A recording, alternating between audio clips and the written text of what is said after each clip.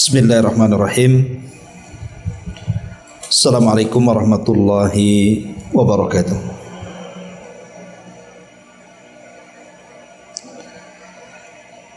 Alhamdulillahi wassalatu wassalamu ala Rasulillah wa ala alihi wa sahbihi wa mawalah wa la hawla wa la quwwata illa billahi wa ba'du.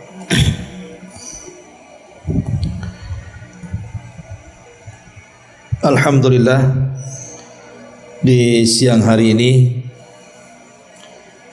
kita masih bisa duduk untuk bertalabul ilmi, dan pembahasan di siang hari ini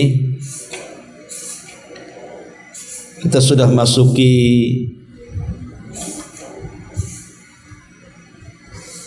poin ke 60 atau ke 40 ke 70 ke 70 wasiat yang sangat bermanfaat.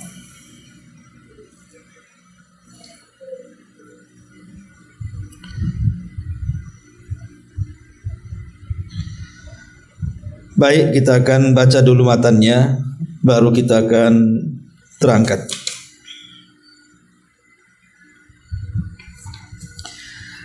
An Abi Dzarrin Al-Ghifari radhiyallahu anhu qala qala Rasulullah sallallahu alaihi wasallam, ya Aba Dzar, la aqla kat tadbiri wala wara'a kal kaffi wala hasabaka husni al khuluqi, rawahul Baihaqi fi Syu'abil Iman.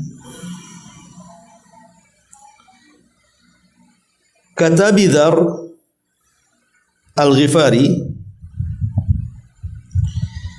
radhiyallahu anhu, dia berkata, Nabi sallallahu alaihi wasallam pernah bersabda kepadaku, wahai Abu Dzar, tiada kecerdikan yang setara dengan kemampuan berfikir dan mengatur, dan tidak ada sikap wara yang setara dengan menahan diri, dan tidak ada kedudukan tinggi yang setara dengan akhlak yang mulia. Ma'asyiral muslimat yang dimuliakan Allah Subhanahu wa taala, kita tahu bahwa di dalam hadis ini ada 3 wasiat yang sangat berharga sekali yang datang dari Nabi sallallahu alaihi wasallam kepada sahabat Abi Dzar Al-Ghifari radhiyallahu anhu. Kita tahu bahwa sahabat Abi Dzar Al-Ghifari itu berasal dari perkampungan Ghifar. Perkampungan ini terletak antara kota Mekah dan juga kota Madinah. Lah, perkampungan Ghifar ini terkenal dengan perkampungan begal, penyamun, perampok. Lah, Abi Dzar ini salah satu dari para perampok itu.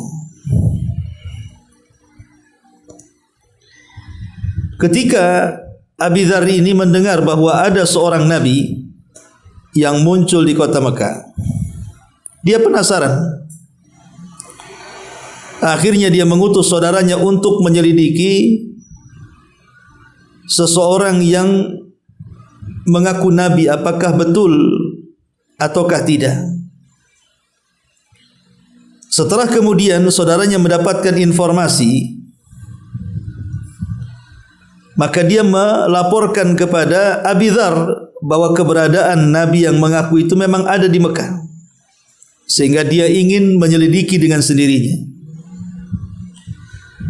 Ketika berjumpa dengan Nabi sallallahu alaihi wasallam, Kemudian Nabi SAW berusaha memberikan nasihat-nasihat terbaik dalam Islam. Maka Abu Dzar pun tertarik dan langsung menemui Nabi SAW. Kemudian beliau masuk Islam. Dan Nabi SAW memerintahkan untuk menyembunyikan keislamannya dan berdakwah di kaumnya. Subhanallah. Maka Abu Dzar bisa merubah kaum Al-Ghifar menjadi orang-orang yang memeluk Islam. Itu secara singkat biografi Abi Dzar Al-Ghifari radhiyallahu anhu. Lah Abu Dzar Al-Ghifari sendiri memang banyak wasiat-wasiat yang diwasiatkan Nabi SAW kepada Abi Dzar.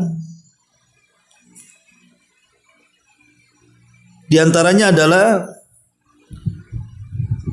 Nabi SAW pernah memberikan wasiat kepada Abi Dzar dengan 7 wasiat. Pertama, bihubbil masakin, agar Abi Dzar senantiasa mencintai orang-orang miskin.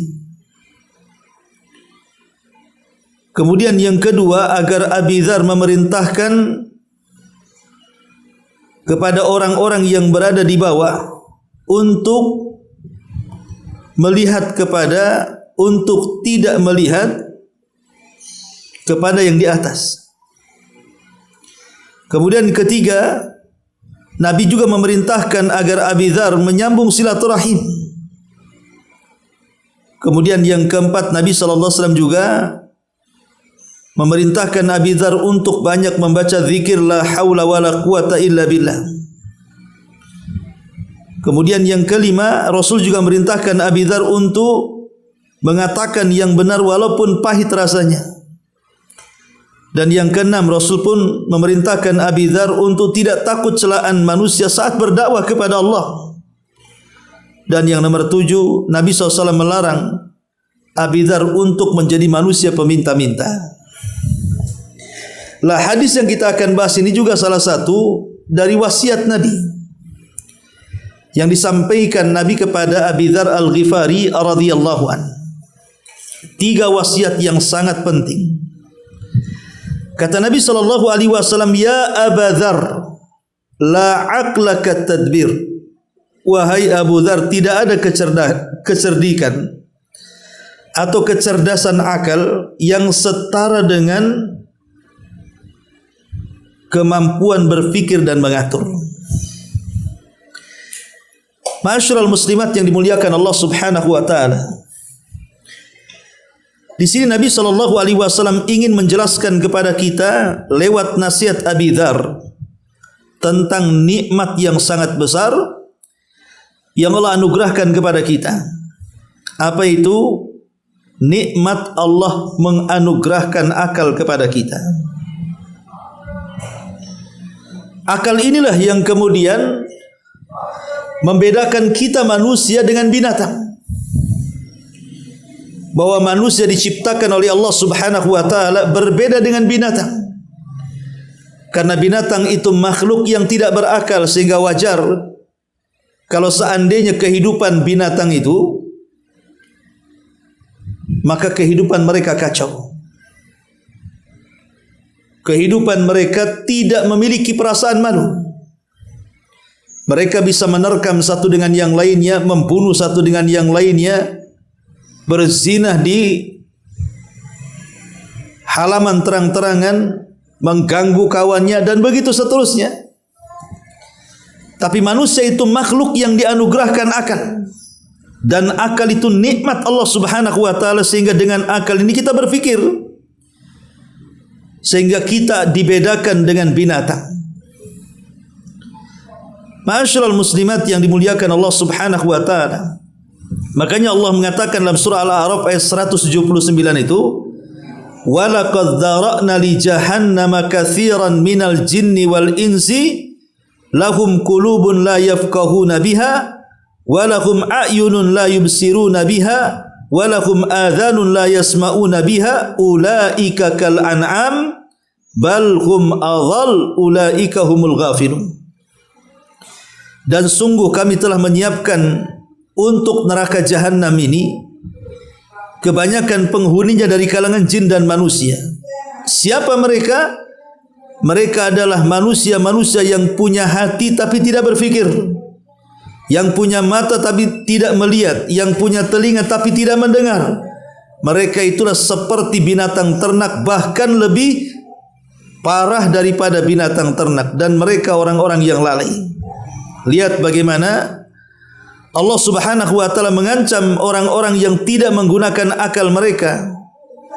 Mereka terancam dengan jahanam, naudzubillah. Ma'asyiral muslimat yang dimuliakan Allah Subhanahu wa taala, lah akal inilah yang mampu membedakan mana hak dan batil, mana yang baik dan mana yang tidak baik. Sehingga orang yang berakal itu tidak mudah terjerumus kepada perkara syubhat ataupun perkara syahwat, kalau dia mampu untuk menjaga kecerdasan akalnya. Masyarul muslimat yang dimuliakan Allah Azza wa Jalla, Abi Dzar diingatkan soal nikmat akal ini dan mengatakan, ya Abu Dzar la aqlaka tadbir. Wahai Abu Dzar, orang tidak dikatakan berakal seperti orang-orang yang menggunakan akalnya untuk berfikir dan mengatur. Jadi akal itu dianugerahkan Allah kepada kita supaya kita ini berfikir, supaya kita ini belajar dengan akal kita ini. Jangan sampai kemudian Allah memberikan akal kepada kita, akal kita tidak berfungsi. Ma'asyiral muslimat yang dimuliakan Allah Azza wa Jalla, lah yang dimaksud di sini tidak ada kecerdasan yang setara dengan kemampuan berfikir dan mengatur. Maksudnya adalah orang cerdas itu adalah orang yang bisa mengatur akalnya, di mana akalnya itu bisa mengatur urusan-urusan dunia ataupun urusan-urusan agama. Ya, urusan dunia tentu dia tidak akan gegabah, dia akan hati-hati, dia akan berusaha untuk melakukan hal yang terbaik dalam hidupnya. Seperti umpamanya seorang istri lah mudahnya, kalau istri berakal tentu dia bisa mengatur ekonomi suaminya, dia bisa menghemat uang yang diberikan suaminya, dia bisa mengatur uang belanja suaminya, dia bisa mengatur uang pendidikan anak-anaknya. Itulah orang yang cerdas. Dengan kecerdasannya dia bisa memanage akalnya, sehingga kemudian dia bisa mengatur sedemikian rupa untuk kehidupannya. Begitu juga urusan akhirat. Orang yang berakal tentu dia berfikir dan mengatur. Bagaimana caranya supaya solat saya ini tidak terlambat? Bagaimana caranya supaya kita ini bisa bersedekah, mampu berpuasa, bisa berangkat haji, bisa membaca Quran, bisa berzikir dan begitu seterusnya. Jadi dia gunakan akalnya untuk berfikir dan juga mengatur kehidupannya yang bisa mengambil manfaat dari kehidupan dunia ataupun kehidupan akhirat. Ma'asyiral muslimat yang dimuliakan Allah Azza wa Jalla, ini yang pertama, la aqla ka at-tadbir. Tidak dinyatakan orang itu cerdas kecuali dia mampu menggunakan kecerdasannya untuk berfikir dan juga mampu mengatur. Ma'asyiral muslimat yang dimuliakan Allah Subhanahu wa taala,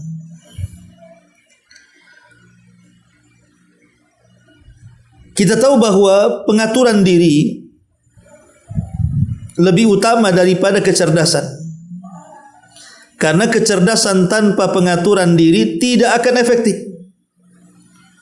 Karena pengaturan diri meliputi kemampuan untuk mengelola waktu, mengelola emosi, dan tindakan mampu untuk senantiasa berpikir positif. Ini yang pertama. Yang kedua, kata Rasul, wala wara'akal kaf, bahwa tidak ada yang setara dengan wara kecuali orang yang mampu menahan diri. Apa maksudnya? Wara itu kan kehati-hatian, Bu, dalam beragama. Itu disebut wara. Orang yang berhati-hati dalam beragama itu artinya wara. Dan menahan diri maksudnya al-kaf di sini bagian daripada wara. Maksudnya menahan diri dari hal-hal yang meragukan atau menahan diri untuk tidak terjerumus kepada yang diharamkan agama, atau menahan diri dari perkara-perkara yang akhirnya dia mengikuti hawa nafsu dan syubhat. Intinya bahwa wara yang paling baik itu adalah orang yang mencegah dirinya untuk masuk ke dalam kemaksiatan. Saat ada keinginan berzina, dia urungkan, enggak mau saya. Saat ada keinginan bergibah, kemudian ibu memelangkahkan kaki, tak jadi, enggak maulah saya. Lebih baik saya di rumah saja, enggak perlu gabung gibah dengan tetangga. Saat kemudian kita hendak menyakiti orang, dengan lisan kita tak jadi kita bicara, takut tersinggung. Itu namanya menahan diri. Di saat orang mabuk kita tidak mabuk, di saat orang berzina kita tidak berzina, di saat orang judi kita tidak judi, di saat orang gibah kita tidak ikut gibah, di saat orang dusta kita tidak ikut dusta. Itulah yang disebut dengan hakikat wara. Menahan diri. Menahan diri dari hal-hal yang berbau kemaksiatan kepada Allah Subhanahu wa ta'ala. Lah kata Nabi SAW kepada Abu Dzar, wala wara'akal kaf. Tidak disebut wara kalau dia belum mampu menahan dirinya. Ini yang kedua. Kemudian yang ketiga, Nabi mengatakan kepada Abu Dzar, wala hasabaka husnil khuluq. Tidak ada kedudukan tinggi melebihi tingginya akhlak. Ibu-ibu yang dimuliakan Allah Subhanahu wa ta'ala, kita tahu bahwa Islam ini mengajarkan kepada kita tentang akhlakul karimah. Laqad kana fi Rasulillahi uswatun hasanah. Sungguh ada pada jati diri Nabi itu suri tauladan yang baik, tentu dari akhlaknya yang layak dicontoh dan diikuti. Makanya kita lihat bahwa syariat-syariat umumnya yang disyariatkan kepada kita, contoh syariat Islam atau rukun-rukun Islam, itu kalau kita teliti, semua rukun Islam itu menyerukan kita untuk berakhlak. Di mana saat kita bersyahadat, isi syahadat itu memerintahkan kita untuk berakhlak kepada Allah dan Rasulnya. Kemudian saat kita salat, salat juga mengajarkan akhlak, karena Allah yang mengatakan innas salata tanha 'anil fahsya'i wal munkar. Sesungguhnya salat itu mencegah perbuatan keji dan kemungkaran. Saat Nabi SAW, saat Allah dan juga Rasul memerintahkan kita untuk melaksanakan puasa, maka puasa juga melahirkan akhlak. Makanya Rasul sallallahu alaihi wasallam mengatakan, "Idza kana fi saumi ahadikum fala yarfas wala yaskhab, fa in qatalahu ahadun falyakul inimru'un sha'im." Kata Nabi sallallahu alaihi wasallam ketika bercerita tentang puasa, maka barang siapa di antara kalian yang berpuasa, maka hendaklah dia tidak mengeluarkan kata-kata kotor ataupun perbuatan keji. Kalau ada orang yang menyerangmu, mengajak bertengkar dan yang semacamnya, katakan kepada orang itu, saya lagi puasa. Lihat bagaimana puasa mengajarkan akhlak. Begitu juga zakat ataupun haji. Allah Subhanahu wa taala, Nabi mengatakan, man hajjal baita falam yarfus walam yabsuk raja'a ka yaumin waladathu ummuhu. Siapa yang haji, dia tidak melakukan kefasikan ataupun ucapan-ucapan kotor saat pelaksanaan haji, maka dia pulang seperti anak yang baru dilahirkan. Atau saat Allah Subhanahu wa taala bicara soal zakat, bahwa zakat itu bisa membersihkan hati, yuzakkihim biha, bisa membersihkan hati manusia. Intinya bahwa rukun Islam itu semua memerintahkan kita untuk memperbaiki akhlak. Innama bu'istu liutammima makarimal akhlak, bahwa aku ini diutus, kata Rasul, untuk menyempurnakan akhlak manusia. Inilah secara global nasihat Rasul kepada Abu Dzar agar menggunakan akal sebaik-baiknya, dan akal terbaik adalah akal yang bisa berfikir dan mengatur. Kemudian yang kedua, agar senantiasa menanamkan sifat wara', dan wara' yang paling baik adalah berhenti dan menahan diri untuk melakukan kemaksiatan. Dan yang ketiga, bahwa kedudukan tinggi itu ada diletakkan dalam akhlak yang luhur. Ini wasiat yang luar biasa dari Nabi sallallahu alaihi wasallam kepada Abi Dzar. Baik, kita akan lihat bukunya. Perhatikan bukunya, Bu. Hadis ini, kata pengarang, mencakup 3 pertanyaan atau 3 pernyataan, masing-masing mengandung ilmu yang agung. Pertama, kata beliau, penjelasan mengenai akal, pengaruhnya dan tanda-tandanya. Akal yang terpuji dalam kitab dan sunnah adalah kekuatan dan nikmat Allah, nikmat yang Allah anugerahkan kepada seorang hamba. Dengan akal itu dia bisa berfikir tentang berbagai perkara yang bermanfaat serta berbagai ilmu dan juga pengetahuan. Dengan akal pula dia menjadikan dewasa dan mencegahnya dari perkara-perkara berbahaya dan juga perkara-perkara jelek. Bahkan keberadaan akal itu sangat dibutuhkan oleh seorang insan. Dia selalu membutuhkannya dalam setiap keadaan, dalam setiap urusan agama maupun dunia. Karena dengannya dia dapat mengetahui hal-hal yang bermanfaat dan cara menempuhnya. Demikian pula ia dapat mengetahui kejelekan dan cara menjauhinya. Keberadaan akal itu dapat diketahui dari pengaruh-pengaruhnya. Namun Nabi SAW menjelaskan di sini tentang pengaruh akal yang baik. Rasul mengatakan, la aqla kat tadbir, tidak ada kecerdikan yang setara dengan kemampuan berfikir dan mengatur, yaitu kemampuan berpikir seorang hamba dalam mengatur urusan agama dan dunianya. Pengarang ingin mengatakan tentang besarnya nikmat akal, Bu. Karena dengan adanya akal itu kita bisa mengatur semuanya. Seorang presiden dia bisa mengatur rakyatnya karena dia punya akal. Kemudian para menteri yang membantu presidennya dengan lelah letih, mereka sanggup menyokong presidennya karena mereka punya akal. Termasuk suami dalam rumah, mendidik anak dan istrinya, dia sanggup melakukan itu karena dia berakal. Tapi kalau akalnya hilang menjadi gila, orang gila itu tidak bisa mengatur, Bu. Dia sendiri badannya diatur. Hanya orang yang mampu mengatur orang itu ketika akalnya berfungsi. Kemudian yang kedua, kata beliau, adapun kemampuan berfikir dalam urusan agama adalah berusaha mengetahui jalan yang lurus dan segala yang dijalani oleh Nabi sallallahu alaihi wasallam yang mulia berupa akhlak, petunjuk, adab, kemudian berusaha menempuhnya secara tertib. Rasul mengatakan, istainu bil ghudwati war rauhati wa syai'in minad dulja wal qasda tablughu. Mintalah pertolongan kepada Allah di pagi hari dan sore dan akhir malam. Berlaku kesederhanaan, niscaya kalian akan sampai tujuan.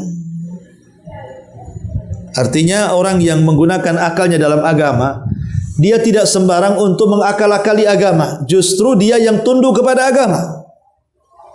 Dia tidak akan mengakal-akali Quran, justru dia tunduk kepada Quran. Dia tidak akan mengakal-akali sunnah, justru dia tunduk kepada sunnah Nabi sallallahu alaihi wasallam. Ya, itu dalam urusan agama. Ya. Ma'asyiral muslimat yang dimuliakan Allah Subhanahu wa taala. Kemudian kata beliau, telah berlalu penjelasan tentang hadis ini. Berikut penjelasan tentang jalan yang dibimbing Nabi SAW, bahwa jalan tersebut adalah jalan mudah yang akan mengantarkannya menuju Allah dan negeri kemuliaan dengan penuh kemudahan dan ketenangan. Demikian pula, jalan tersebut tidak menyebabkan seorang hamba kehilangan ketenangan dan perkara-perkara dunia sedikit pun. Bahkan sangat memungkinkan bagi hamba tersebut untuk mendapatkan 2 kemaslahatan, meraih kemenangan berupa 2 jenis kebahagiaan, dunia dan akhirat, dan kehidupan sejahtera. Kemudian kata pengarang, ya, yang kedua di sini, la wara'akal kaffi, tidak dikatakan wara kecuali dia mampu menahan dirinya. Maksudnya menahan diri tadi saya sudah jelaskan, menahan diri untuk tidak bermaksiat kepada Allah Subhanahu wa taala. Dan yang terakhir adalah wala hasabaka husnil khuluq, tidak ada kedudukan tinggi yang setara dengan akhlak yang mulia. Karena akhlak inilah yang menghiasi manusia. Terkadang ada orang yang zahirnya ahli ibadah, salat, puasa, baca Quran, zikir, nampak dia habiskan waktunya untuk ibadah, tapi akhlaknya tidak bagus. Sesama tetangga bertengkar, sesama kawan buat masalah, memfitnah, menuduh dan yang semacamnya. Tidak ada gunanya itu amalan-amalan sunnah dibandingkan dengan akhlak yang baik. Karena walaupun seseorang itu mungkin kurang sunnahnya, yang penting wajibnya, tapi kalau dia punya akhlak itu lebih mulia dibandingkan orang yang rajin salat, rajin puasa, rajin sedekah, rajin umrah, rajin mengerjakan yang sunnah-sunnah tapi akhlaknya tidak pernah diperbaiki. Makanya Nabi SAW pernah mencela wanita yang akhlak lisannya tidak baik kepada tetangganya, padahal dia ahli salat malam dan ahli puasa sunnah dan juga ahli sedekah. Tapi Rasul mengatakan wanita itu layak pantas masuk neraka. Na'udzubillah. Inilah diantara 3 wasiat Nabi SAW kepada Abi Dzar Al-Ghifari radhiyallahu anhu. Baik, sampai di sini Bu. Satu hadis saja. Silakan kalau ada yang mau bertanya kita buka tanya jawab. Kalau enggak kita tutup.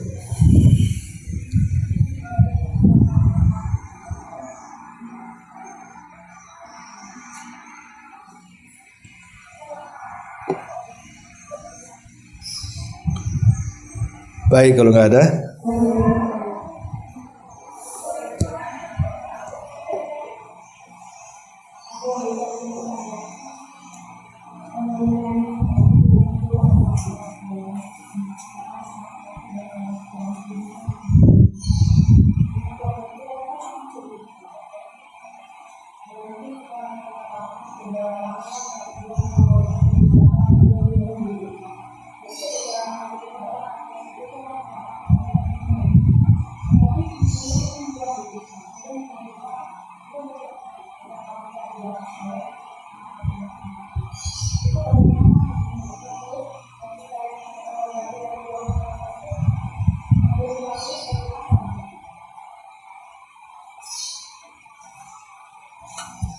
iya, baik. Jadi perselisihan dalam keluarga itu sesuatu yang wajar sebenarnya. Karena tidak mungkin rumah tangga itu tidak ada yang berselisih. Keluarga Nabi saja berselisih. Tetapi perselisihan keluarga itu jangan sampai kemudian memutus silaturahim. Kalau kasusnya dulu mungkin ada seorang ibu yang punya anak, anaknya ini mungkin bandel, banyak salah, sudah menyakiti perasaan ibunya atau mungkin juga menyakiti fisiknya. Setelah Allah Subhanahu wa taala berikan hidayah kepada anak itu, akhirnya anak itu sadar dan ingin minta maaf kepada orang tuanya. Maka sebaiknya orang tuanya memaafkan anaknya. Kasih nasihat orang tuanya. Siapa tahu Bu, anak itu sadar, kemudian anak itu makin soleh, kemudian setelah anak itu besar dewasa menikah, akhirnya dia bisa merawat orang tuanya. Bahkan kalau orang tuanya meninggal, bisa saja dia wasilah menjadi orang tuanya bisa masuk surga dengan doa-doa istighfarnya. Kita tidak tahu masa depan anak-anak itu. Maka sebaiknya maafkan. Memaafkan dengan cara mendidik. Umpamanya baik ibu maafkan, tetapi umpamanya kasih pelajaran. Apa pelajarannya? Mama ingin tahu sampai di mana kesungguhan kamu berubah. Jadi ditarik ulur anak itu. Kalau umpamanya terus sama sekali tidak dimaafkan, dikhawatirkan anak ini menjadi jahat. Ataupun dia tidak sayang lagi kepada orang tuanya. Maka sekali lagi, kalau memang bisa dimaafkan, lebih baik dimaafkan. Karena sifat maaf itu bukan berarti kekalahan, tapi itu sifat terpuji. Jadi memaafkan sambil memberikan pelajaran, dan kita umpamanya sebagai bagian daripada keluarga itu, ya kasih nasihat baik kepada anaknya untuk tidak durhaka lagi kepada orang tuanya. Kemudian juga nasihati orang tuanya agar mampu dan bisa memaafkan anaknya. Wallahu a'lam. Iya, alhamdulillah. Kalau kita ini melakukan banyak kesalahan di waktu muda, setelah kita tua, baru kemudian kita sadar kita ini penuh dengan dosa, maka kewajiban tobat itu sudah seharusnya. Memang kalau sudah tua apalagi bertobat. Dan tobat itu tidak satu kali, harus berkali-kali. Yang disebut dengan tajdid taubah namanya, pembaharuan tobat. Dengan cara apa? Ya betul tadi Ibu sudah satu poin benar, memperbanyak istighfar. Tapi istighfar saja tidak cukup, Bu. Istighfar saja tidak cukup. Karena istighfar itu amalan lisan, tetapi harus juga diiringi dengan perbuatan. Makanya di antara syarat tobat itu bukan hanya sekedar menyesal telah melakukan perbuatan maksiat, tapi juga berjanji untuk tidak mengulang dan betul-betul meninggalkan dosa. Kemudian mengiringi perbuatan dosa yang dulu pernah dilakukan dengan kebaikan. Kalau dulu mungkin jarang sholat, ya sekarang harus rajin sholat sunnah. Kalau dulu sering meninggalkan puasa Ramadan gitu ya, maka memperbanyak puasa sunnah. Kalau dulu pernah mampu untuk haji tapi tak haji, sekarang hanya sanggup umroh, ya sudah umroh dulu. Kalau dulu jarang baca Quran, ya sudah sekarang rajinkan baca Quran, dan begitu seterusnya. Jadi tobat itu harus diiringi dengan perbuatan baik. Adapun sholat tobat itu dilakukan ketika kita melakukan dosa. Jadi kalau kita melakukan dosa kemudian kita menyesal dan ingin bertobat kepada Allah Azza wa Jalla, lakukan sholat tobat, mau di siang, mau di malam, mau di sore, maka itu terserah. Tetapi tentu waktu terbaik ya sepertiga malam ya, karena sepertiga malam itu Allah turun ke langit dunia dan Allah mengatakan kepada hamba-hambanya, siapa yang minta ampunku, ampuni dia. Jadi jelas nasnya Allah mengatakan kepada kita, man yastaghfiruni fa'aghfirullah, siapa yang minta ampun dari dosa-dosanya di sepertiga malam akhir, maka akan aku ampuni dosa-dosanya. Wallahu a'lam. Iya, sampai di sini. Subhanakallahumma bihamdika asyhadu an la ilaha illa anta astaghfiruka wa atubu ilaik. Allahu taala alam.